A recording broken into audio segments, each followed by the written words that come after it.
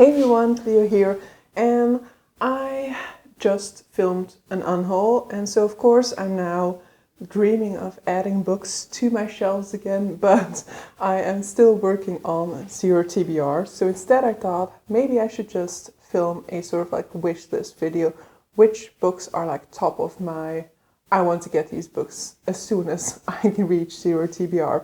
And because of it being Nonfiction November, I decided that the best way to tackle this is just to talk about all the nonfiction books that are highest on my radar at the moment.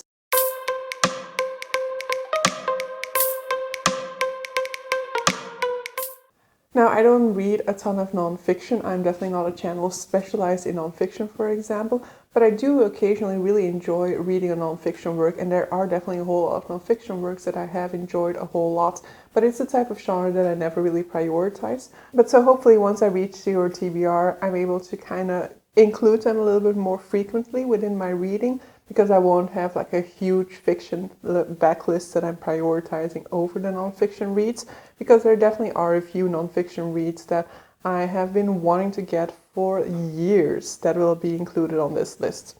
So without further ado, let's dive into it, and I'll just start with the one that's basically been on that list the longest, the one that I've really wanted to get around to for years now, and that is going to be Sapiens by Yuval Noah Harari, I think. So Sapiens is basically the history of mankind. The author is an historian, but basically he's kind of a generalist. A lot of times when people go on to study certain subjects, they go into specifications. They specify as much as possible so that they become a sort of authority of a certain specific field. For example, in history, then they would become specialized in a specific time period or in a specific region, for example. But this author basically is a generalist, meaning that he basically looks at sort of like overarching trends. He looks at the overarching evolution across societies, across history. And as a result, he has written this book that kind of goes through the big waves that humanity has gone through throughout its history.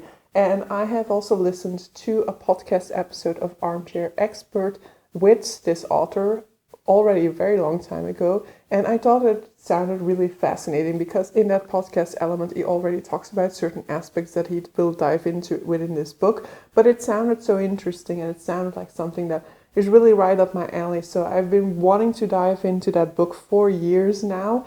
Gave it to my father like 2 Christmases ago, so it was already on my radar before that, and I'm just like, it's probably one of my first purchases when I reach zero TBR is buying that book. For most of these books, I'm afraid I'm not gonna have the author's name in the back of my mind anymore, but it'll be on the cover. But I'm just like, but I'm having a very low spoon day, and I feel like this is the only way I'm getting this video filmed today. So next up is Unwell Women. This is a much more recent book. I think it came out even this year maybe, or last year. And so this is basically a book talking about the treatment of women in the medical field. This is a book that I got interested in, first of all, because I want to read more about disability. This isn't necessarily just going to be about disabled women, for example, or women with mental health issues, but it's going to talk about the treatment of women in general in medical field. But I'm assuming it will definitely, while doing so, touch upon those subjects. And so I wanted to be reading more nonfiction about disability, and so this one seemed to be fitting in with that perfectly well. But also when I was reading Invisible Women by Caroline Criado Perez, I think, that is one of the things that like really struck with me. The fact that was one of the facts that really shocked me to some extent, how little research is done on women when it comes to medical issues. So for example, in drug testing, they never test on women, for example, because with our hormone cycle it becomes too complicated. And yes, from a purely objective scientific point of view, I can understand that you are trying to test drugs and you need as fixed of a system as possible to do so, but that kind of seems like science losing touch with reality, because in reality your drug will have to hold up to those environments, because half of the consumers of your drug are going to be women. So I found that to be so shocking to consider, that basically almost no pills are being tested on women before they're released on the market. And so as a result, a whole lot of things aren't as effective on women as they are on men. So yeah, that is definitely something that really interested me about that book, and so I'm hoping that we'll kind of dive into that as well within Unwell Women. The sort of like third book in my holy trinity of give me these non-fiction books right now is Three Tigers, One Mountain. This is a non-fiction book about the relationships between Korea, Japan, and China, and basically the historic relations there. So I'm very much fascinated with South Asia, and so China is basically and China specifically because I studied Chinese after high school, and so it was a decision at that time because we learned so little about that part of the world in secondary school that I just felt like that was a whole new world that I wanted to explore. I loved like Chinese movies and stuff like that. I was also watching quite a lot of Japanese dramas and stuff like that. Basically, that's a part of the world that our education just really completely ignored almost. I think the only thing we learned about was the Cultural Revolution, for example, but nothing about the extremely rich cultural history of China. But definitely as I grew to learn more about China, I've also become super interested in Japan and Korea, and they have a very complex history with one another that I would be very eager to explore more thoroughly and get a little bit more of a thorough background knowledge on the impact that these past events have had on the relationships between the three countries. Next up, we have The Salt Path. This is a very different nonfiction. This is basically the account of a sort of like travel around Britain, around the coastline of Britain. And so I definitely enjoy that sort of like nature content. I think about 2 years ago or so, I discovered this YouTube channel that was about a true hiker, which I'd never heard of true hiking. And so I got really invested in sort of this sort of like long distance hiking. And I thought that that is like super calming for me to see in that case or to read about, I'm hoping. And so The Salt Path is another one of these books that the moment that I found out about it, I was like, this is a book that I want to read. Next up, we have A World Beneath the Sands, which is all about Egypt. It's all about the sort of like archaeological research that has happened in Egypt, all about the golden age of Egyptian archaeology.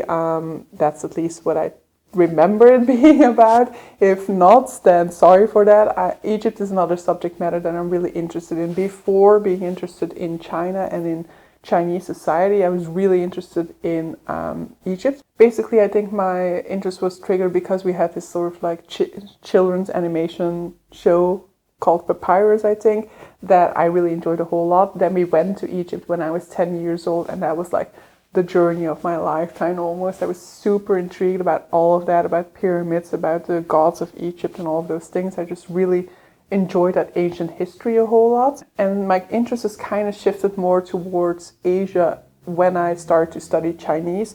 But I definitely want to go back and explore that interest in Egypt again.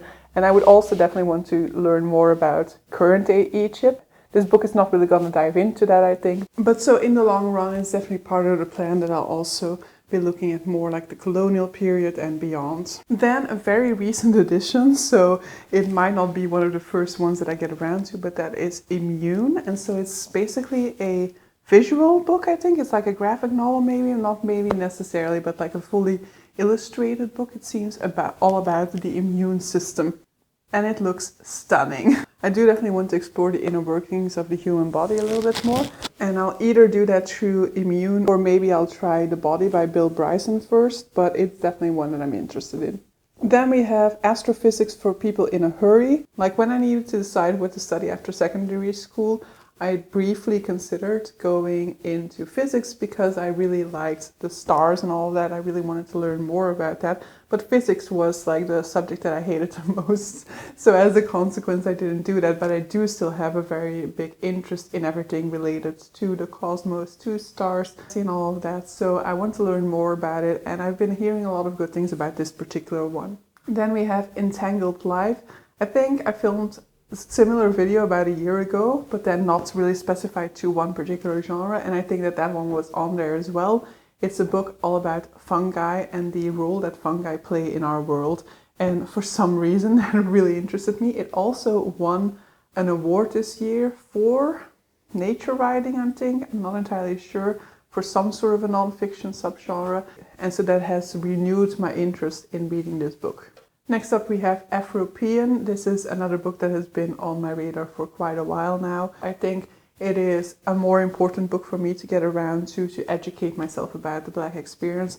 than some of the other works that have been circulating on BookTube, because this one is more focused on the European setting. And so not to say that I don't need to learn more about the American system neither, but I think that it's more important still for me to understand what people around me, what Black people around me are going through, how are they experiencing racism on a day-to-day basis. And so that book is definitely one that I've been meaning to check out since finding out about it. Then we have The Second Sex by Simone de Beauvoir. This is a standard, a staple of feminist writing, and so it's one that I've been meaning to get around to for decades already, basically. It's one that's kind of been like on my radar in the sense like, maybe one day I want to read like one of these like really feminist reads. And so it's one of the subjects that I've been wanting to dive into more in terms of nonfiction reading. And so this is kind of the next one that I want to pick up in terms of feminist writing. Then we have a biography, which is Mao. So as I said, I'm very much interested in Chinese history. I'm very much interested in Chinese culture. And so this is a biography all about Mao Zedong. And, you know, I think Mao Zedong is definitely a fascinating figure. He is a figure who has caused a whole lot of harm in his time. But on the other hand, it's very much fascinating to see his rise, to see how he came from being this sort of like nobody to becoming this sort of like totalitarian leader of such a vast territory as China. So I do want to dive into his sort of like story a little bit more, but it is a humongous book. So that's also part of my hesitation when it comes to that one. So it's a little bit lower on my priority list. Then we have Becoming by Michelle Obama. So a memoir. Like everybody on BookTube has read Becoming and everybody loves it. I initially didn't have much of an interest because I don't really have much of an interest in, you know, memoirs or celebrity memoirs in any case. But since seeing so many people and so many people who don't necessarily have a connection to the US, for example, reading this and loving this, I feel like, yeah, I'll probably also want to read it, and I'll hopefully also just love it the way that everybody seems to. Then we have Climate Justice, which is basically a feminist look at climate change and at, you know, the action that is needed. Basically seeing like man has created this problem. Let's see how the feminist movement can tackle this issue. So I have read a few nonfictions surrounding climate change. Climate change is definitely a subject near and dear to my heart. And so this is kind of the next one that I want to pick up to further educate myself on the subject. Kind of related is A Life on Our Planet by David Attenborough. This is a memoir by David Attenborough. David Attenborough is very much an advocate for our natural world. He has been a pioneer in terms of documentaries about the natural world and getting them to the public and getting some of these sort of like super rare footage out there for the world to see, for the world to be able to explore the entire fauna and flora of our world, to see the vast variety of our natural world, but also definitely to highlight the need for change, the need to preserve our natural world. And so I think he's a fascinating figure, and I definitely want to read his memoir as well. And then the final book on this list is Ace. So this is a nonfiction all about asexuality. I myself identify as asexual, and so I haven't really put any effort into figuring out where on the spectrum I would be. Am I more like gray? Am I more demi? Am I really ace? Am I arrow ace? That hasn't really been a priority for me, but I do definitely want to find out more about it, because I basically only identified as ace when I found out about asexuality, which is basically like 2 years ago. And, you know, I just want to dive further into it, into the realities of different people who identify as asexual, into the very vast differences between asexuals, as it's a part of my identity that I've only recently identified. But so, these are the books on my radar. These are the books that I'm dying to get around to at some point in time. As I said, it's definitely for when I reach 0 TBR, so it's definitely not going to happen anytime soon. Hopefully it'll happen in 2022 though, and so hopefully I don't have like an enormous amount of time left to wait neither. But so yeah, let me know, are you a nonfiction reader yourself? Are there any nonfictions that you are really interested in, that you want to explore? Definitely give me your recommendation for like your favorite nonfiction that you've ever read, and then I might add it to this list. But so yeah, hope you guys enjoyed this video, and see you guys for a future one. Bye!